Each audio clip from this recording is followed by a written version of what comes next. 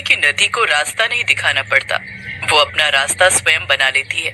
इसी प्रकार पुराने समय में एक ऐसा शिष्य हुआ जिसने अपने हुनर और गुरु भक्ति से अपना नाम इतिहास के पन्नों पर दर्ज करवा लिया।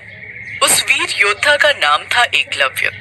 महाभारत काल में प्रयाग के तटवर्ती प्रदेश में सुदूर तक फैला हुआ एक राज्य श्रृंगवेरपुर था। निषाद राज हिरण्यधनु उस आदिवासी इलाके के राजा व एक महान योद्धा थे। गंगा के तट पर स्थित श्रृंगवेरपुर उसकी सुदृढ़ राजधानी थी। उस समय श्रृंगवेरपुर राज्य की शक्ति मगध, हस्तिनापुर, मथुरा, चेदी और चंदेरी आदि बड़े राज्यों के समकक्ष थी। निषाद राज हिरण्यधनु और रानी सुलेखा व उनकी प्रजा सुखी और संपन्न थी। निषाद राज हिरण्यधनु की रानी सुलेखा ने एक पुत्र को जन्म दिया जिसका नाम अभिद्युम्न रखा गया। बचपन में वह अभय के नाम से जाना जाता था। बचपन में जब अभय शिक्षा के लिए अपने कुल के गुरुकुल में गया तो अस्त्र शस्त्र विद्या सीखने लगा। शाबाश एकलव्य, तुम्हारी अस्त्र शस्त्र के प्रति लगन और एक निष्ठा को देखते हुए आज से तुम्हारा नाम एकलव्य होगा। एकलव्य ने गुरुकुल में अस्त्र शस्त्र की सारी शिक्षाएं ली, पर एकलव्य को अपनी धनुर्विद्या से संतुष्टि न थी। इस कारण धनुर्विद्या की उच्च शिक्षा प्राप्त करने के लिए एकलव्य ने उस समय धनुर्विद्या में दक्ष गुरु द्रोण के पास जाने का फैसला किया। पिताश्री, मैं गुरु द्रोणाचार्य जी से धनुर्विद्या सीखना चाहता हूँ, इसलिए आप मुझे उनके पास शिक्षा ग्रहण करने के लिए जाने की आज्ञा प्रदान करें। पुत्र एकलव्य, पर जहाँ तक मैं जानता हूँ गुरु द्रोणाचार्य केवल ब्राह्मण तथा क्षत्रिय वर्ग को ही शिक्षा देते हैं। मुझे नहीं लगता कि वे तुम्हें शिक्षा देने के लिए मानेंगे भी या नहीं। पर पिताश्री, मैं एक बार बस उनसे इस विषय में बात करके लौट आऊंगा। यदि वे शिक्षा देंगे तो मैं अपने आप को भाग्यशाली समझूंगा, अन्यथा उनका आशीर्वाद पाकर लौट आऊंगा। एकलव्य धनुर्विद्या सीखने की धुन और द्रोणाचार्य को अपनी कलाओं से प्रभावित करने की सोच लेकर उनके पास गया, परंतु गुरु द्रोणाचार्य ने उसे शिक्षा देने से इनकार कर दिया। एकलव्य इस बात से तनिक भी आहत न हुआ और उसने वहीं जंगल में रहकर धनुर्विद्या प्राप्त करने की ठान ली। उसने जंगल में द्रोणाचार्य की एक मूर्ति बनाई और उन्हीं का ध्यान कर धनुर्विद्या का अभ्यास करने लगा। एक दिन आचार्य द्रोण अपने शिष्यों और एक कुत्ते के साथ आखेट के लिए उसी वन में पहुंच गए जहां एकलव्य अपनी धनुर्विद्या का अभ्यास कर रहा था। द्रोणाचार्य का कुत्ता राह भटक कर एकलव्य के पास पहुंच गया और भौंकने लगा। एकलव्य उस समय धनुर्विद्या का अभ्यास कर रहा था।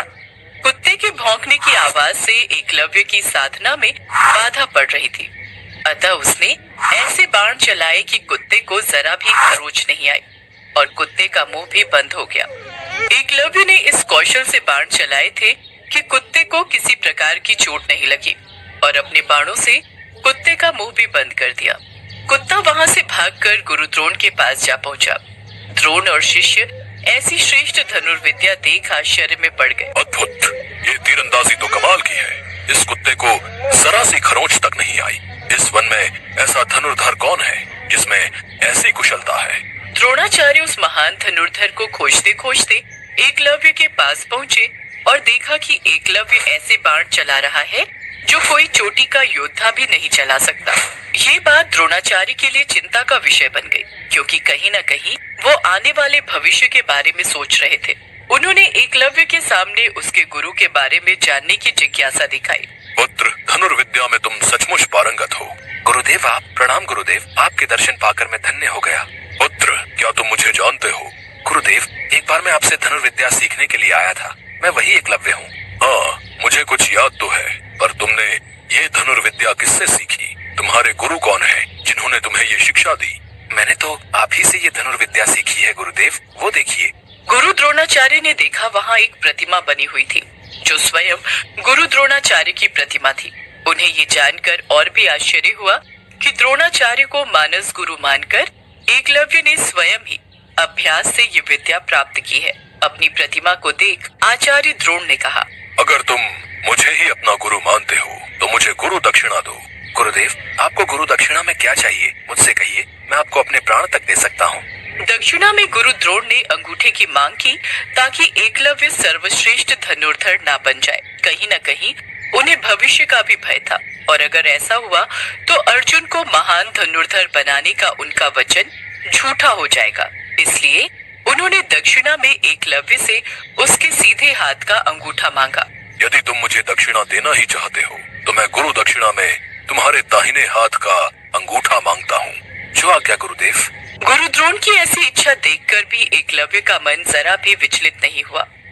उसने बिना हिचकिचाहट अपना अंगूठा काटकर गुरु द्रोणाचार्य को अर्पित कर दिया। ये देखकर गुरु द्रोणाचार्य चकित रह गए और एकलव्य को आशीर्वाद देकर अपने शिष्यों के साथ वहां से वापस लौट गए। अंगूठा कट जाने के बाद एकलव्य ने तर्जनी और मध्यमा अंगुली का प्रयोग कर तीर चलाने का अभ्यास किया। यहीं से तीरंदाजी करने के आधुनिक तरीके का जन्म हुआ। अतः एकलव्य को आधुनिक तीरंदाजी का जनक कहना उचित होगा। निसंदेह यह बेहतर तरीका है और आजकल तीरंदाजी इसी तरह से होती है। बाद में एकलव्य श्रृंगवेर पर राज्य वापस आ गया और वहीं रहने लगा। पिता की मृत्यु के बाद वो वहां का शासक बन गया और अपने राज्य का संचालन कर एकलव्य ने निषाद भीलों की एक सशक्त सेना और नौसेना गठित कर ली और अपने राज्य की सीमाओं का विस्तार किया। निषाद वंश का राजा बनने के बाद एकलव्य ने जरासंध की सेना की तरफ से मथुरा पर आक्रमण कर यादव सेना का लगभग सफाया कर दिया था। यादव वंश में हाहाकार मचने के बाद जब कृष्ण ने दाहिने हाथ में महज 4 अंगुलियों के सहारे धनुष बाण चलाते हुए एकलव्य को देखा तो उन्हें इस दृश्य पर विश्वास ही नहीं हुआ। एकलव्य अकेले ही सैकड़ों यादव वंशी योद्धाओं को रोकने में सक्षम था। इसी युद्ध में कृष्ण ने छल से एकलव्य का वध किया था। उसका पुत्र केतुमान महाभारत युद्ध में भीम के हाथ से मारा गया था। जब युद्ध के बाद सभी पांडव अपनी वीरता का बखान कर रहे थे तब कृष्ण ने अपने अर्जुन प्रेम की बात कबूली थी। हे अर्जुन, तुम्हारे प्रेम में मैंने क्या क्या नहीं किया है। तुम संसार के सर्वश्रेष्ठ धनुर्धर कहलाओ। इसके लिए मैंने द्रोणाचार्य का वध करवाया, महापराक्रमी कर्ण को कमजोर किया और न चाहते हुए भी तुम्हारी जानकारी के बिना भील पुत्र एकलव्य को वीर गति प्रदान की। और इन सब के पीछे केवल एक ही वजह थी कि तुम धर्म के रास्ते पर थे, इसलिए धर्म की राह कभी मत छोड़ना। एकलव्य की महान गुरु भक्ति के कारण उसका नाम सदा के लिए इतिहास के पन्नों पर लिख गया। आज भी जब सर्वश्रेष्ठ गुरु भक्ति की बात आती है तो महान शिष्यों में एकलव्य का नाम सर्वप्रथम आता है।